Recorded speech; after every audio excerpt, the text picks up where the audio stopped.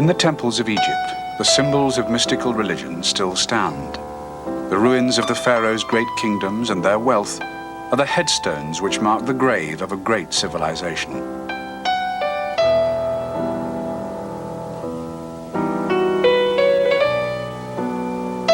When Christianity came to Egypt, the land of Copts, pagan ritual still survived.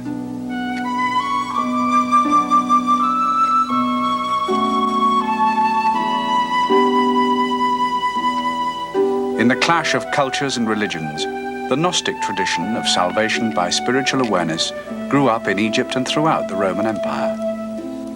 Its message was suppressed and excised from consciousness, yet it survived. As books, the Gnostic ideas of the first centuries AD were preserved, and in two separate and extraordinary cases, finally brought to the attention of later generations. The Nag Hammadi codices, discovered in 1945, are Gnostic Christian scriptures which shed much new light on the early history of the Christian Church and the Bible.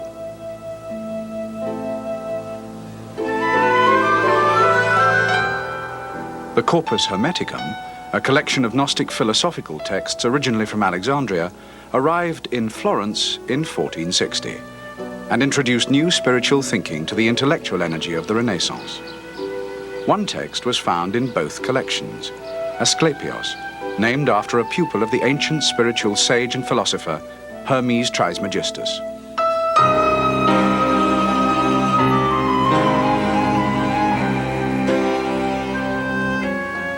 A great miracle, O Asclepios, is man.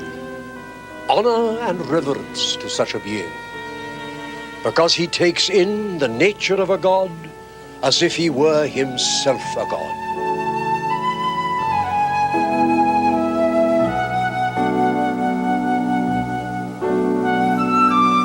He has familiarity with the demon kind, knowing that he issues from the same origin. He despises this part of his nature, which is but human, because he puts his hope in the divinity of the other part.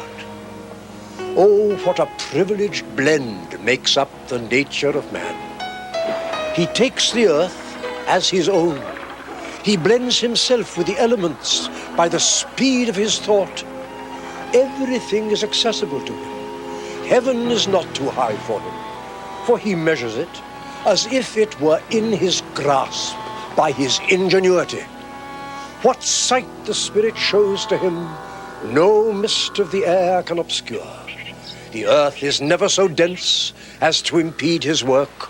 The immensity of the sea's depths do not trouble his plunging view. He is at the same time everything as he is everywhere.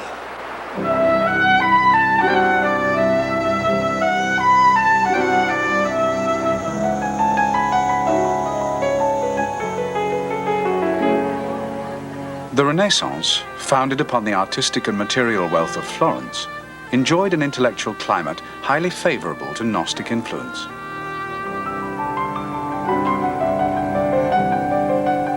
Scholars and artists like Leonardo da Vinci and Sandro Botticelli, under the patronage of the ruler princes of the Medici clan, excelled in art, science, exploration, philosophy, and religious thought. They sought truth, spiritual and material, through a bold new emphasis on man's own powers, in contrast to those dogmas which expressed suspicion of human aspirations which were not controlled by the Catholic Church.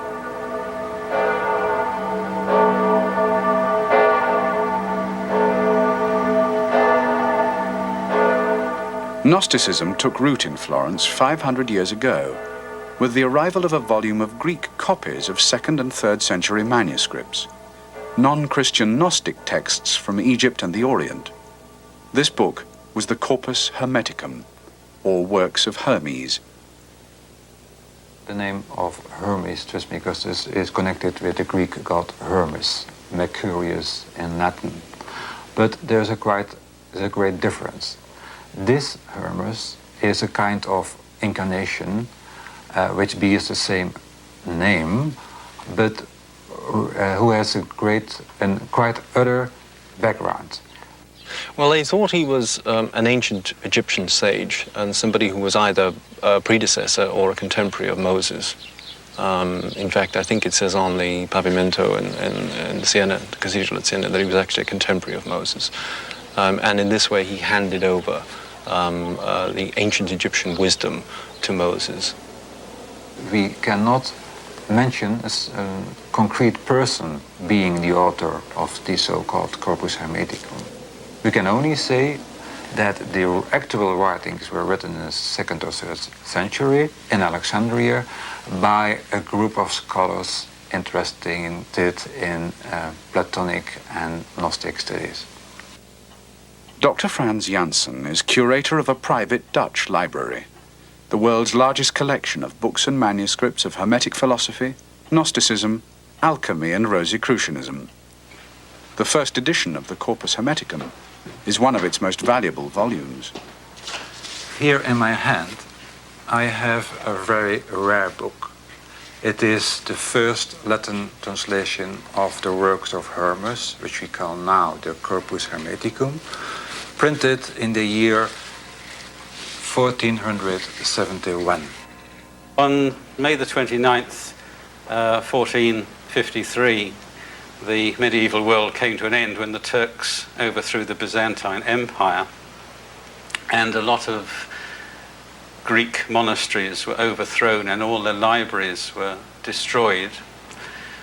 And the Renaissance princes, being men of very questing minds, bought up a lot of the manuscripts that were coming from Greece. It was about the year 1460. A monk came up to Florence, and the monk was well aware that in Florence the ruler, Cosimo de' Medici, was a book collector, and he offered him this Greek manuscript which contains the works of Hermes. And Cosimo was immediately alert. He was over 70 years old, and so he said to Ficino, I know you have other work to do. That other work was the translation of Plato, but this is more important. And I feel that I will die soon, and I want to read first Hermes. It's a very large body of text. Some of them are philosophical, but some of them deal with the occult. They deal with astrology. They deal with what one scholar has called low-grade hocus pocus. It does have the principle of revelation, for example, and this revelation is designed to reveal the nature of the cosmos and to establish man's relationship within that scheme of things. It has been described as either as semi-Gnostic or Hermetic Gnosis. The rediscovery of ancient wisdom in 15th century Florence was due to its ruling dynasty, the Medicis.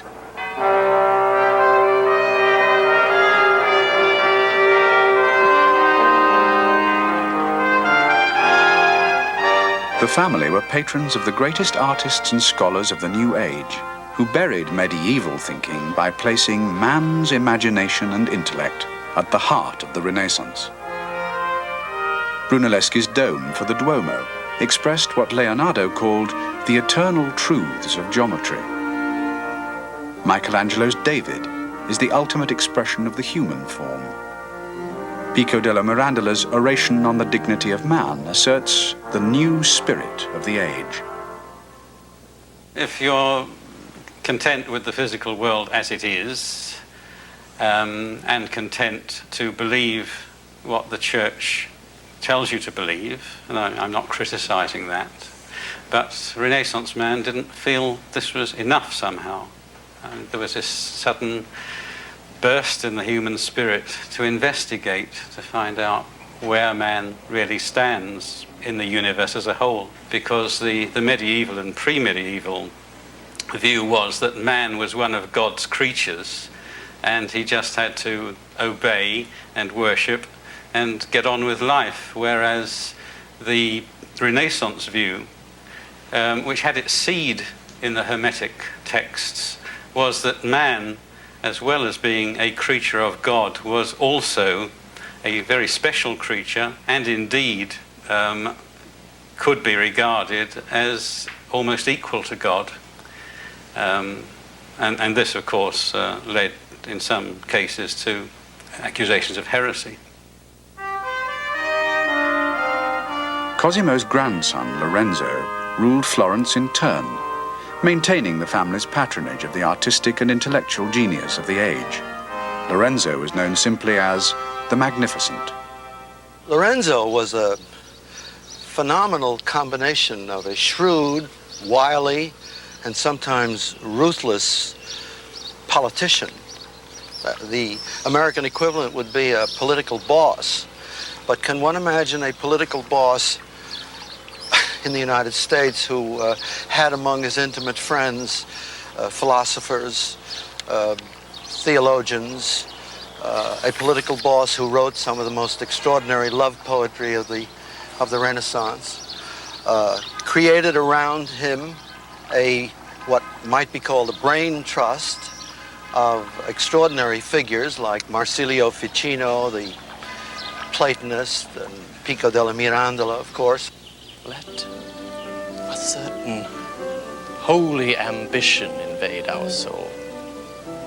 The favored poets, scientists, artists, and philosophers enjoyed the hospitality of the Medici family in their fortress palace in the city and in the gardens of their villas on the Tuscan hills above Florence.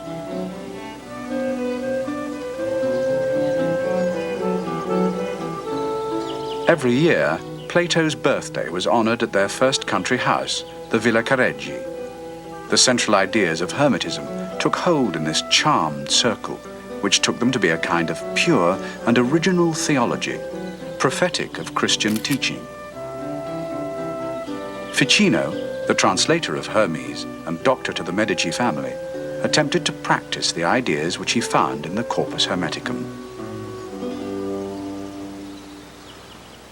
Now, Marsilio Ficino had developed the Hermetic ideas into his medical practice insofar that he studied the stars, as did most doctors of the time. And if he felt that certain planets were in an unfortunate position in someone's horoscope and were causing them problems of one kind or another, he endeavored to correct this by putting up images and lights in certain patterns, and he composed symbolic hymns and pursued what he called natural magic. Magic was the technique to attain Hermetic gnosis. A magus was its exponent. Lorenzo was portrayed by Botticelli as one of the three magi who came to Christ's birthplace because they had the wisdom to interpret astrology. The ambition of Renaissance man to comprehend himself, the world, and God was all contained in the one word, magic.